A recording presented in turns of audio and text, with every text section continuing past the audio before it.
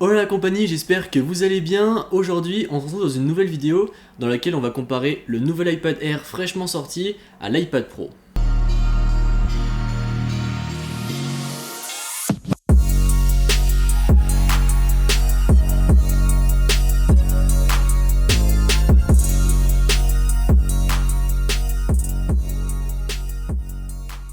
Depuis la conférence de septembre, durant laquelle a été annoncé justement cet iPad Air, j'ai vu beaucoup de gens se questionner sur le choix de est-ce qu'il valait mieux prendre un Pro ou un iPad Air, car au final il y avait peu de différence, et donc du coup ça tombe bien puisque dans cette vidéo on va justement répondre à cette question. Côté design, ils sont similaires, voire même très similaires. Personnellement, je possède l'iPad Pro de première génération, je n'ai donc pas l'ultra grand angle et le capteur LiDAR, mais mis à part ça, vous pouvez voir qu'ils sont relativement similaires puisque les bords sont tout aussi épais sur l'un comme sur l'autre, et quand on les tient en main, franchement, on ne voit pas la différence, ils font à peu près le même poids. Alors après, encore une fois, celui avec le LiDAR est peut-être légèrement plus lourd de quelques grammes, mais ça ne doit pas se faire ressentir tant que ça. Donc étant donné que l'iPad Pro est disponible à l'heure actuelle sur les sites d'Apple et celui avec le capteur LiDAR, la seule différence que vous aurez justement, c'est le fait qu'il y ait ces doubles capteurs à l'arrière, mais encore une fois, sinon, mis à part ça, pas beaucoup de changements. En revanche, légère petite différenciation en ce qui concerne les coloris, puisque l'iPad Pro est disponible seulement en argent ou en gris sidéral, comme je l'ai ici, tandis que l'iPad Air est disponible en vert, en bleu, en rose, en plus de l'argent et du gris sidéral. Côté écran, il y a une très légère différence entre ces deux tablettes,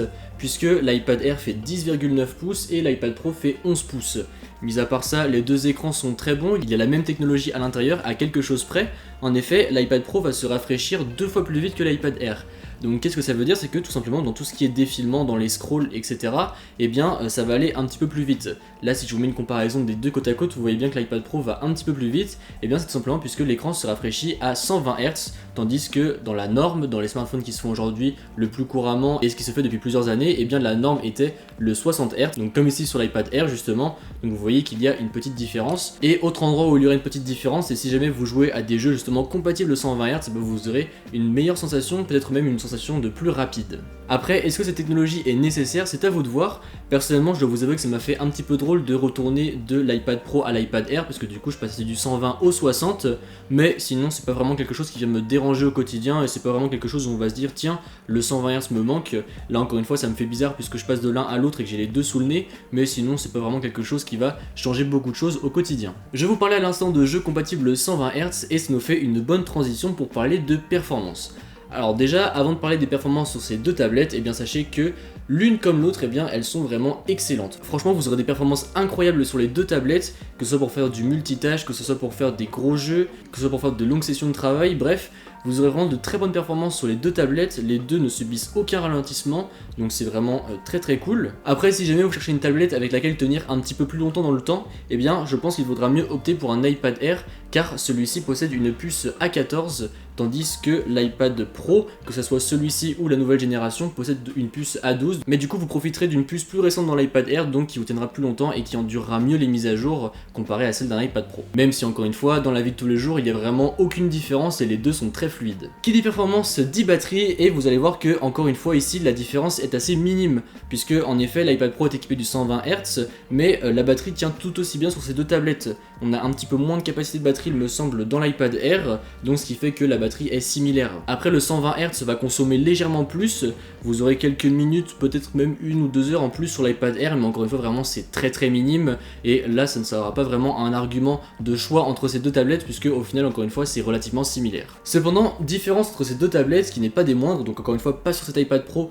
mais sur le nouveau, celui de seconde génération, vous avez un capteur ultra grand angle ainsi qu'un capteur LiDAR à l'arrière. Donc le capteur ultra grand angle, ça va vous faire tout simplement des photos comme sur les iPhones ou comme sur les autres smartphones avec un point de vue plus grand tout simplement, et le capteur LiDAR va servir pour la réalité augmentée. Donc après, est-ce que c'est utile ou non, c'est à vous de voir. Personnellement je n'y vois pas grand intérêt puisque je ne fais pas de photos avec mon iPad. Le seul moment où j'utilise ces capteurs c'est pour faire des FaceTime, et j'ai vraiment pas besoin d'un LiDAR ou d'un ultra grand angle quand je fais du FaceTime. Encore une fois, tous ces capteurs sont disponibles sur mon iPhone, donc j'en ai vraiment pas l'utilité du tout, et sur l'iPad Air on retrouvera simplement un capteur simple tout seul, et encore une fois pour moi il fait largement le taf, il n'y a pas besoin d'avoir plus. En ce qui concerne les caméras frontales c'est pareil, personnellement elles me serviront juste à faire du FaceTime et c'est largement suffisant la qualité qu'elles proposent pour du FaceTime encore une fois. Autre différence entre ces deux iPads, c'est leur façon de se déverrouiller. En effet, avec l'iPad Pro, vous avez le Face ID. Donc vous savez, cette technologie de reconnaissance 3D qui va scanner votre visage, qui est équipée du machine learning, ce qui veut dire qu'elle va apprendre de vos usages pour se déverrouiller plus efficacement et plus rapidement dans le temps. Tandis que sur l'iPad Air, on repasse au Touch ID,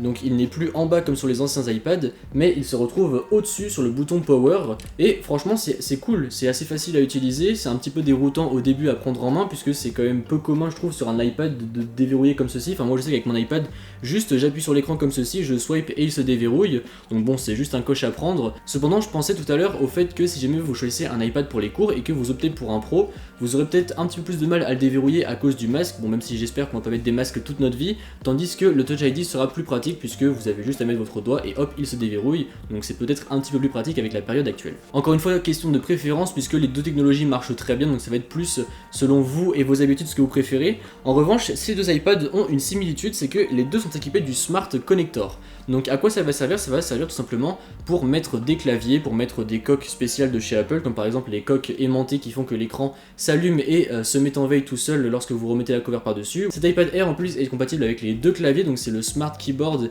et le Smart Folio Keyboard il me semble, bref les deux claviers qu'Apple a fait, et il est également compatible avec le stylet de deuxième génération, puisque vous avez en effet ici une zone aimantée pour venir clipser le stylet, donc très pratique. Encore une fois, si vous hésitiez par rapport à ça, et bien sachez que l'iPad Air peut faire tout pareil que le Pro, donc ici ça sera encore une fois une question de choix. Du coup conclusion, quel iPad choisir? Eh bien en réalité pour moi ça ne vaut pas trop le coup de vouloir un Pro, à moins de vouloir absolument un capteur LiDAR, de vouloir un écran qui se rafraîchit à 120 Hz et de vouloir un iPad plus grand. Car en effet cet iPad Pro on peut le prendre en 11 pouces ou bien en 12,9 pouces, tandis que l'iPad Air est simplement disponible en 10,9 pouces. Et après cet iPad Pro a également 4 haut-parleurs, donc vous en avez 2 sur le bas et 2 sur le haut, tandis que l'iPad Air en a seulement 2, donc un sur le bas et un sur le haut. Donc après c'est juste que vous aurez un son un petit peu meilleur sur l'iPad Pro, mais encore une fois, est-ce que ça justifie les 230 € d'écart? Pour moi pas vraiment, puisque franchement je pense que j'aurais clairement opté pour un iPad Air si jamais j'avais dû faire ce choix là, puisque en réalité si on regarde il y a quand même 230 € de différence encore une fois, et qu'avec cette 230 € au final eh bien, on peut très bien s'acheter une coque ainsi qu'un stylet. Donc du coup je pense que c'est vite vu, je pense qu'en effet pour moi il vaut mieux partir sur un Air encore une fois, sauf si vous avez vraiment besoin du 120 Hz, du capteur LiDAR, d'un ultra grand angle et d'un iPad plus grand. Donc voilà c'est tout pour cette vidéo, j'espère qu'elle vous a aidé et qu'elle vous a plu. Si c'est le cas comme d'habitude n'hésitez pas à mettre un pouce bleu, à me suivre sur les réseaux qui se trouveront dans la description et à vous abonner. Allez salut!